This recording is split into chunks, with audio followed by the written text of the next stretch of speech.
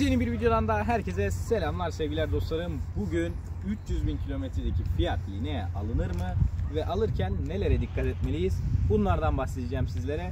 Aracımız 2012 model Fiat Linea. Urban paket 1.395 dizel arkadaşlar. Standart hepimizin bildiği. Araç 280.700 küsürlerde, 300.000 diyebiliriz biz buna tabii ki de. Ve 300.000'de nelere dikkat edilir? Sizlere bundan bahsedeceğim. Önce biraz araçtan bahsedelim. Evet arkadaşlar, öncelikle bu kilometrelerde bir araç alıyorsanız, özellikle de yılının 2012 olmasına bakarsak, kozmetik olarak illaki boyası, ufak tefek yerlerinde değişeni gibisi olması çok normal. Bu aracımızda değişen yok. 3 parça boyası var. Kaputta var. Sağ çamurluk, sol çamurlukta var arkadaşlar. Arka tarafta da sök tak işlemimiz var bagajda. Geri gelirken bir kazaya karıştığı için. Yani bu kilometrelerde, bu yıllarda araçlarda bunlar çok normal. Çok nadir yani kazasız belasız bulunmak. 4.000 lirada tramer kaydı bulunmakta arkadaşlar. Dediğim gibi bunlar normal. Bizim asıl dikkat etmemiz gereken şey burada ön direklerde vesaire, şasede, podyede işlemin olmaması. Bunlara dikkat etmemiz gerekiyor. Özellikle işte bu hatlarımızda, direklerde işlem olmamasına dikkat etmeliyiz. Tabii ki de bunu en iyisi kendiniz anlıyorsanız açıp bakabilirsiniz. Çok anlamıyorsanız ekspere götürüp baktırmanız daha doğru olur arkadaşlar. Ben öyle yaptım. Size de tavsiye ederim. İşte yine airbaglerinin çalışır durumda mı yoksa patlamış mı? Airbag mevcut mu araçta? Bunlara da kontrol edip bakmanız gerekiyor arkadaşlar. Bunu yine eksperdeki arkadaşlara söylerseniz onlar zaten baktırıyor. Veya ekstra bir fiyat listesi olarak orada bölüm bölüm ayırıyorlar. Bunlara dikkat edin özellikle. Hani işlemli ise vesaire kesinlikle almayın demiyorum. Ama almasanız sizin için daha iyi olur. Satarken rahat satarsınız. Tabi burada fiyat da önemli. Hani işlemlidir, adam 200 liraya bırakıyordur. Tabii ki de burada alınabilir. Siz de satarken zaten 200 lira bantlarında falan satarsınız arkadaşlar. Bunlara dikkat edin. Onun dışında dediğim gibi kozmetik olarak genelde bu araçlar ya komple temizlik boyalı olur. Ya işte sağında solunda bir yerlerinde bir çiziği olur, çürümesi olur. Bir şeyleri çürüme olmaz da hani bir çizik olur, işte ne bileyim göçük olur falan. Hani bunlar normal bu kilometre ve bu yaşa göre. Fazla lafı uzatmayayım. Diğer bir dikkat etmeniz gereken hususa geçeyim hemen. Motor konusunda. Motorda işte işlem yapılmış mı, ağır bakımları yapılmış mı, neler değişmiş. Bunları da hani aldığınız arkadaşa sormanız gerekiyor özellikle. İşte aracın yağ yakması var mı, yağ üflemesi var mı, yağ kaçağı var mı motorda bir yerde. Bunlara dikkat edin. Motor değişmiş mi? Bunlara bakın arkadaşlar. Bunlara dikkat etmemiz gerekiyor kesinlikle. Sonuçta 2012 model 300.000'de bir araç alıyorsunuz. Bunlar çok önemli bu araçlar için. Ağır bakımları yapıldıysa gönül rahatlığıyla motora, hani motor konusunda gönül rahatlığıyla yaklaşabilirsiniz. Yağ yakması vesaire de yoksa, yağ kaçırması. Onun dışında kozmetiği de dediğim gibi o işlemli yerlerine vesaire dikkat ederseniz gönül rahatlığıyla gözünüzü kapatın, bu arabayı alın gidin arkadaşlar. Bir de kilometre kontrolü kesinlikle yaptırın. Yine eksperde de yapılabiliyor. Onun haricinde Google'dan araştırırsanız kendiniz de arayıp sorabiliyorsunuz arkadaşlar. Şase numarasını girerekten aracın. Bunu da söyleyeyim. Taksi çıkması olup olmadığına da dikkat edin. Taksi çıkması bu araçlarda biliyorsunuz ki çok fazla oluyor. İşte Linea'lar, Egea'lar, Clio'lar vesaire. Genelde hep taksi aracı olarak kullanılıyor. Taksi çıkmasını ben önermiyorum. Çünkü nasıl kullandığını bilemiyorsunuz. Genelde yani agresif kullanırlar. Fazla özenmezler. Vururlar, kırarlar. Canınızı sıkabilir taksi çıkması araçlar arkadaşlar. Yine arkadaşlar böyle kilometreli araçlar alırken eski modelli veya lastiklerini bir kontrol edin. Hani yola gider mi gitmez mi, kaç yılında takılmış, durumu nasıl. Bunlar da önemli. Çünkü sizlere 4 lastik birden değişecek olursa ciddi fiyatlara mal olabilir. Sıfır lastik fiyatları gerçekten bayağı sulu Türkiye'de.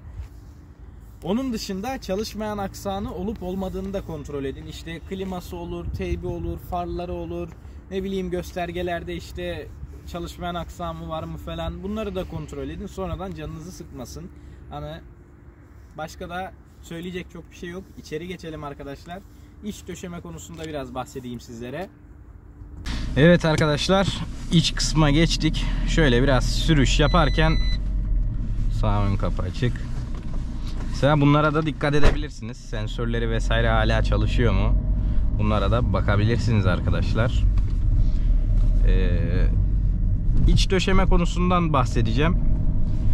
İç döşemede genel olarak hani bu kilometrelerde, bu yıllarda hani yıpranma, yırtılma ya da ne bileyim sigara izmariti falan, işte o sigaranın yanığı, bunlar falan genelde olur arkadaşlar. Ama bazen nadir de olsa, zaten bu aracın iç döşemesini bir önceki videomda göstermiştim.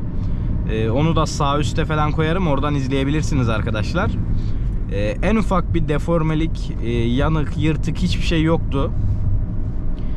Hani bazı araçlarda böyle nadir de olsa denk gelebilir. Ama onun dışında ufak tefek şeyler, hani canınızı sıkmayacaksa, ayağımı yerden kessin vesaire diyorsanız, tabii ki de iç döşeme o kadar önemli değil yani.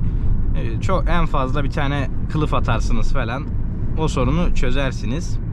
Ki zaten genelde çoğu kılıflıdır arkadaşlar, Linea'larda, Clio'larda vesaire. Durum bundan ibaret iç döşeme konusunda. Şöyle 300.000 kilometredeki bir araçta şöyle kısa bir performans testi de yapalım. Şöyle demem gerekiyor ki araç çok iyi gidiyor öncelikle. Yani 0-100 konusunda iyi olmasa da 2000 devirden sonra özellikle o turbonun devreye girip aracın da hafif olmasıyla beraber çok güzel bir gidişi var. Bunu söylemem gerekiyor.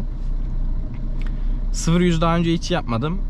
Birazdan sizlerle bir hani çok da zorlamadan böyle, yani ne olursa olsun 300.000'e dayanmış bir araba arkadaşlar. Böyle arabalarda fazla zorlamamakta fayda vardır her zaman. Çünkü artık yavaş yavaş hani motor ömrünü tamamlamaya başlıyor demektir 300.000 demek.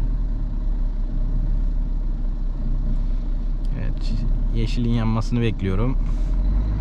Yandı, şöyle bir kalkalım bakalım.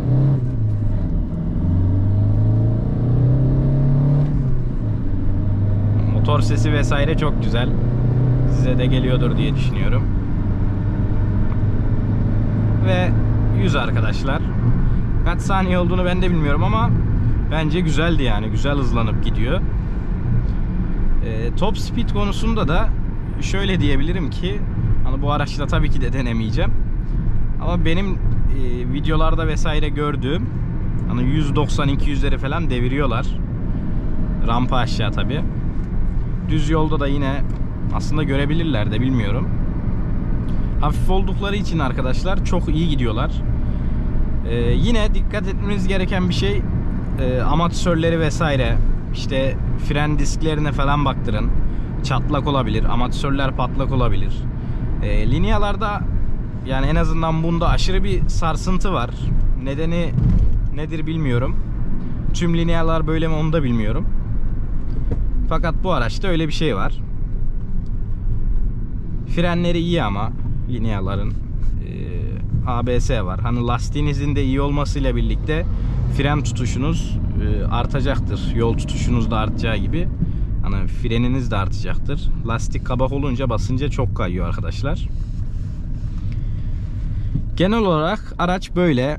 Sizce alınır mı? Unuttuğum bir şey varsa da yorumlara yazın. Hani ben dikkat etmemiz gereken birçok şeyi söyledim. Tabii benim de unuttuğum şeyler olabilir. Hani buna da dikkat etmemiz gerekiyor falan diye yorumlara bırakırsanız sevinirim arkadaşlar. Videoyu beğenmeyi, kanala abone olmayı unutmayın. Başka ne tür videolar gelsin yorumlarda da bahsedin. Kendinize iyi bakın. Sağlıcakla kalın. Hoşça kalın arkadaşlar. Linea hakkında da sorularınız varsa yine cevaplarız arkadaşlar. Yorumlara yazabilirsiniz.